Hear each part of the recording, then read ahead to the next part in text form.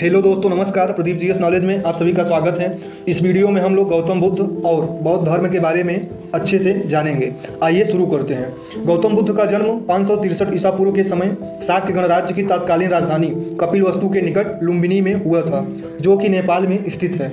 कपिलवस्तु की महारानी महामाया देवी के अपने नैहर जाते हुए रास्ते में प्रसव पीड़ा हुई और वहीं पर उन्होंने एक बालक को जन्म दिया।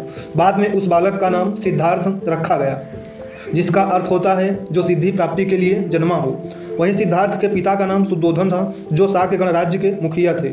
सिद्धार्थ के माता महामाया देवी की सिद्धार्थ के जन्म के 7 दिन बाद ही उनका निधन हो गया था, तथा वहीं उनका पालन पोषण उनकी मौसी और शुद्धोधन की दूसरी रानी प्रजापति गौतमी ने की थी।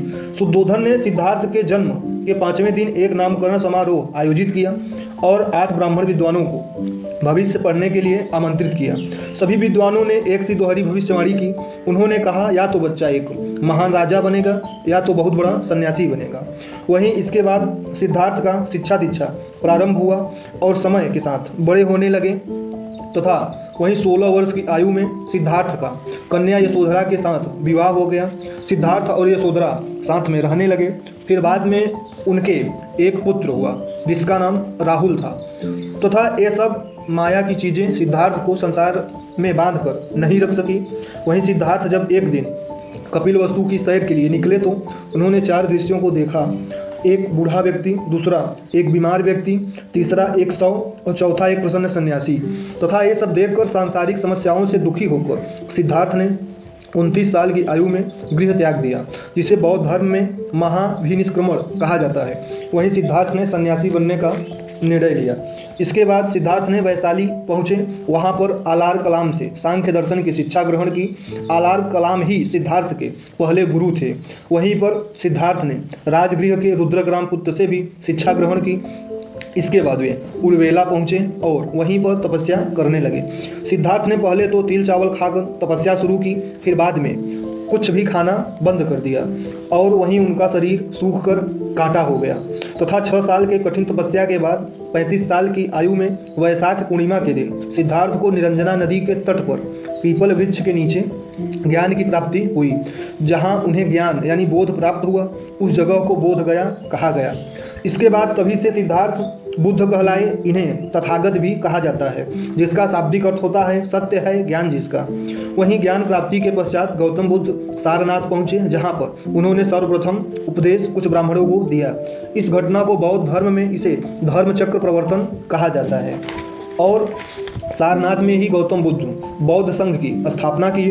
सारनाथ को कई अन्य नामों से भी जाना जाता है, जैसे काशी, ऋषिपट्टनम, मृगदांग इत्यादि नामों से। गौतम बुद्ध अपने यात्रा के क्रम में वैशाली पहुँचे। वहाँ की एक प्रसिद्ध गणिका आम्रपाली ने आम्रवाटिका बौद्ध संघ को दान में दे दिया। वहीं गौतम बुद्ध के सबसे प्रिय शिष्य आनंद थे।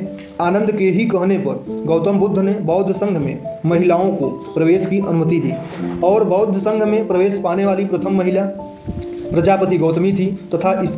तथा इनके बड़े बड़े राजा महाराजा भी शिष्य बनने लगे। उनमें से बिंबिसार, प्रसेनजीत और उदयन जैसे लोग थे।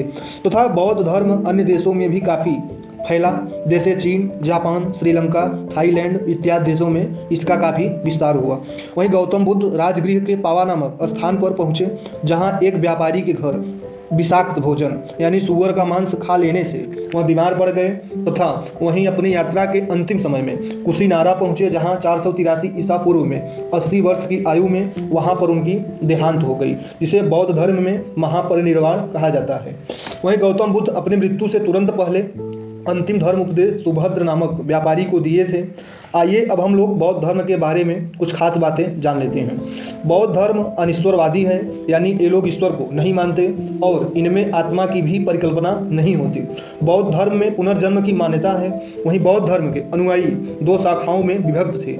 एक थे भिक्षुक, जो बौद्ध धर्म का प्रचार प्रसार करते थे। दूसरे थे उपासक, जो गृहस्थ जीवन में रहकर भी बौद्ध धर्म की उपासना करता थे। बौद्ध धर्म में त्रिरत्न हैं, एक बुद्ध, दूसरा धम्म, तीसरा संघ।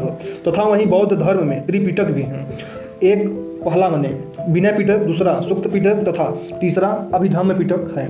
बौद्ध धर्म में कुल 4 बौद्ध संगीतियाँ हुई थी।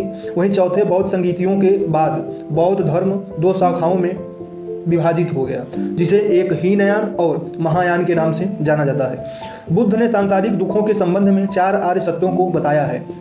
पहला दुख, दूसरा दुख समुदाय, तीसरा दुख निरोध, चौथा दुख निरोध गामिनी प्रतिपदा।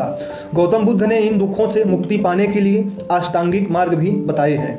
वहीं गौतम बुद्ध ने सर्वाधिक उपदेश श्रावस्ती में दिए थे और वहाँ पर उपदेश संस्कृत के बजाय पाली भाषा में दिए थे, जो जनसाधारण की भाषा उस समय थी। बौद्ध धर्म का सबसे पवित्र त्यौहार वैशाख पूर्णिमा है, जिसे बुद्ध पूर्णिमा भी कहा जाता है। वहीं बौद्ध शिक्षा का प्रमुख केंद्र विक्रमशिला विश्वविद्यालय था, जिसे पाल वंश के राजा धर्मपाल ने बनवाया था। बौद्ध धर्म में पूजा स्थल को चैत्र तथा निवास स्थान को विहार कहा जाता है।